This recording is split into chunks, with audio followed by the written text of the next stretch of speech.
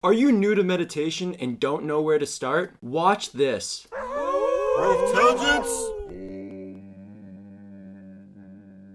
Welcome back to Wolftelligence School. In this video, we're going to discuss how to meditate in 5 minutes or less. Before I discuss the technique, I'll first share a little of the background. Why meditate? What is the point of meditation? The main goal of meditation is to cultivate single-pointed awareness. But what does single-pointed awareness really mean? It means you're able to focus your attention or awareness on one thing and one thing only. I know this may sound impossible at the moment, as our society encourages multitasking and our attention always seems to be fragmented in a million different places at once. Through meditation, you begin to strengthen your attention or awareness muscle. You do this by practicing to focus your attention or awareness on one thing. One thing.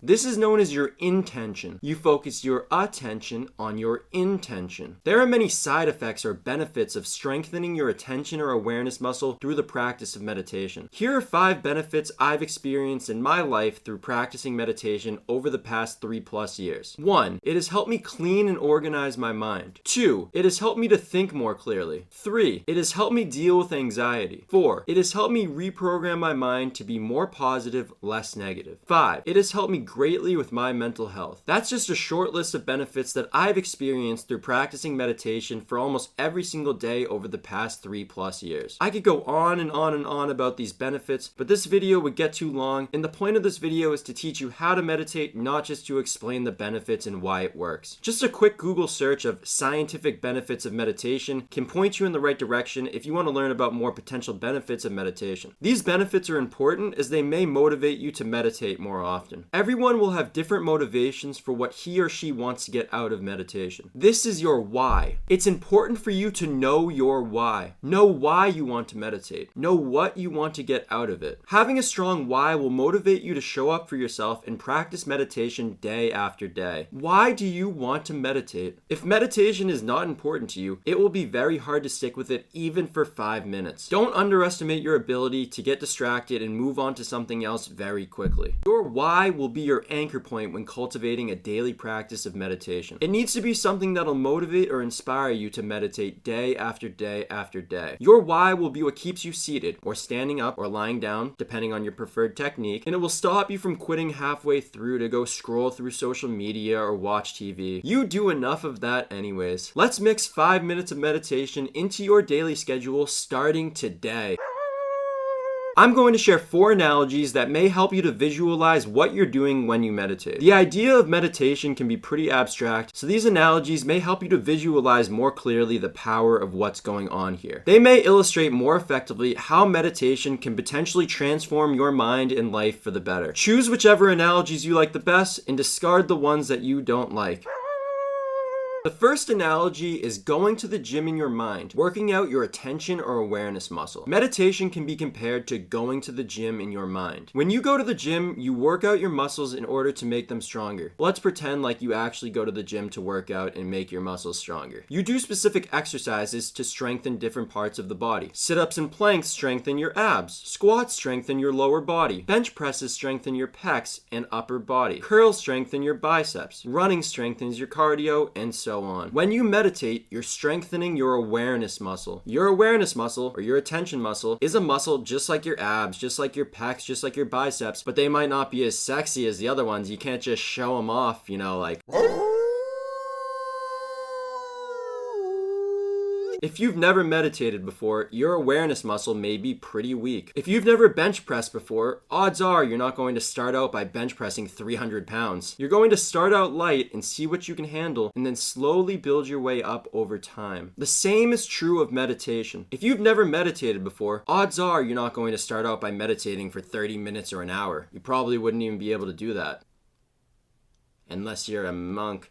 Unless you're spiritually gifted. I see you. You're going to start out light and see what you can handle, and then slowly build your way up over time. The same as if you're working out your muscles in the gym. Starting out light, in this case, is meditating for 5 minutes or less. The second analogy is cleaning your mind with a golden sponge. This is the analogy that I like the most. Imagine a mirror that hasn't been cleaned in 10 or 20 years. It's so covered in dirt that you can't even see a clear reflection when you look into it. If you didn't know any better, you would think that you were covered in dirt when you look into this mirror. The same is true of your mind. Your mind gets messy if you don't take time each day to clean it. If you haven't cleaned your mind with meditation before, a lot of dirt will start to accumulate. When you're meditating, it's like you're cleaning your mind with a golden sponge. With each breath you Scrub, scrub, scrub, scrub. Clean your mind with meditation. Scrub, scrub, scrub, scrub. Clean your mind through meditation. I'm sorry for the bad singing there, but it'll stay in. It's too funny. Not winning any voice contests yet. The third analogy is the overfilled email inbox. You know how you probably get hundreds or thousands of emails per day, and you usually don't read any of them, and they're mostly spam, but you don't delete them and just let them sit there until they start to pile up and up and up and up? A similar thing is going on in your mind. We're faced with thousands of thoughts and emotions every day, and if we don't read all of them and decide which to keep and which to delete, they will continue to pile up until our minds feel overly full or cluttered. Do you feel like your mind is overly full or cluttered? This is another way to picture cleaning and organizing your mind. You're going through your emails, your thoughts and emotions and memories and dreams and desires. You're reading them, which is basically just shining your attention on them, becoming aware of them, and then deciding which ones to keep and which ones to delete or which ones to stop focusing on. If you don't delete them, they'll just continue to stay there and fill your mind. Don't let your mind get filled with junk and spam mail. I'd say most of our minds are just filled with junk and spam mail. Why do you think so much junk comes out of here?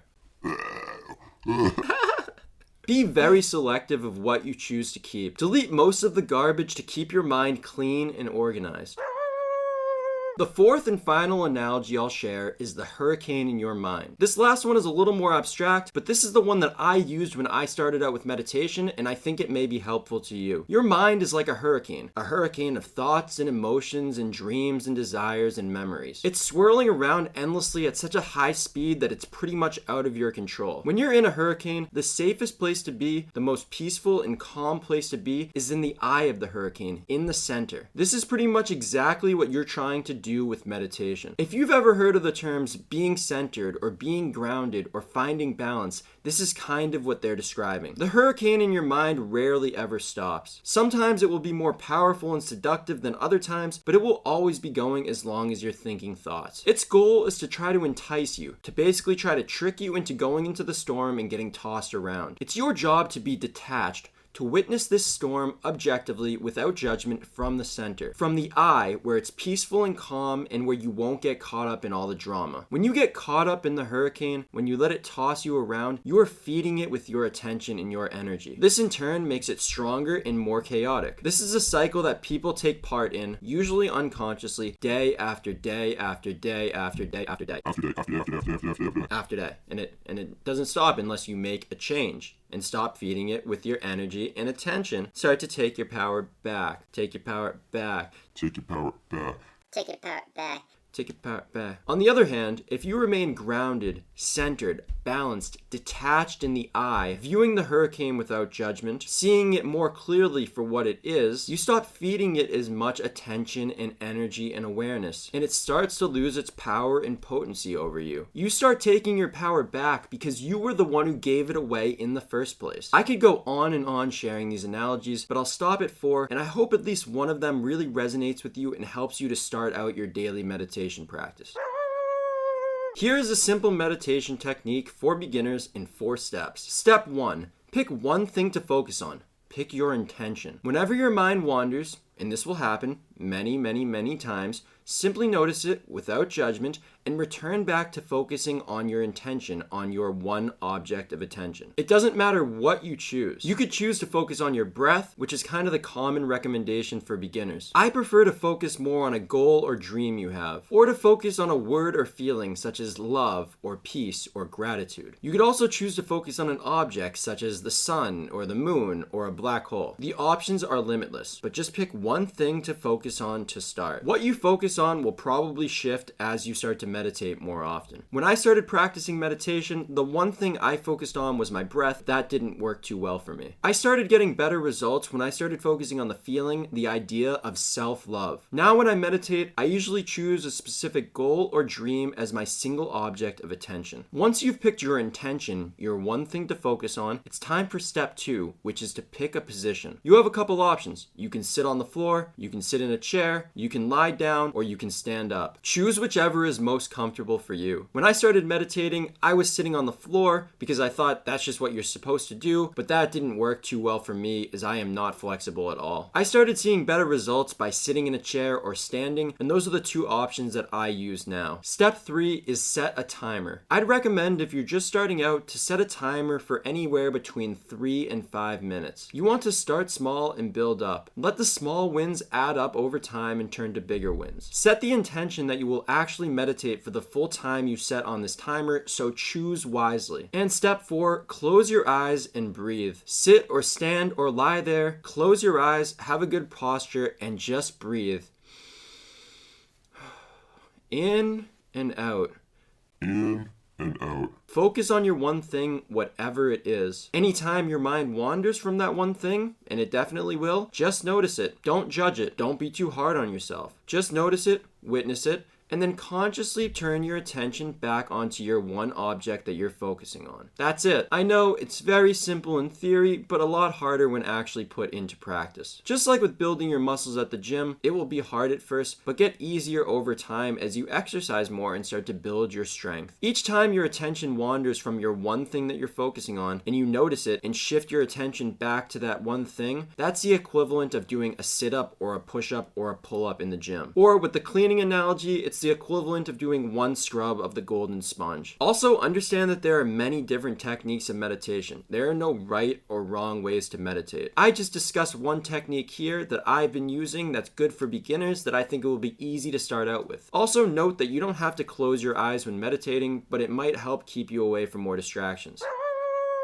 Now that you know how to meditate, at least the simple theory of it, it's now time to figure out how to actually implement this into your life. How will you start a daily practice of meditation? First, you'll need to find the time each day to meditate. Can you find 5 minutes in your busy schedule every single day to set aside for meditation? You could meditate early in the morning or even right when you wake up. You could meditate sometime in the evening or even right before you go to sleep at night. You could meditate right before you eat breakfast or lunch or dinner. You could meditate right after getting home from school or work. Can you find 5 minutes in your busy schedule to set aside for this every single day? In order to make this a daily practice, in order to make this a habit, I'd recommend meditating at the same time every day.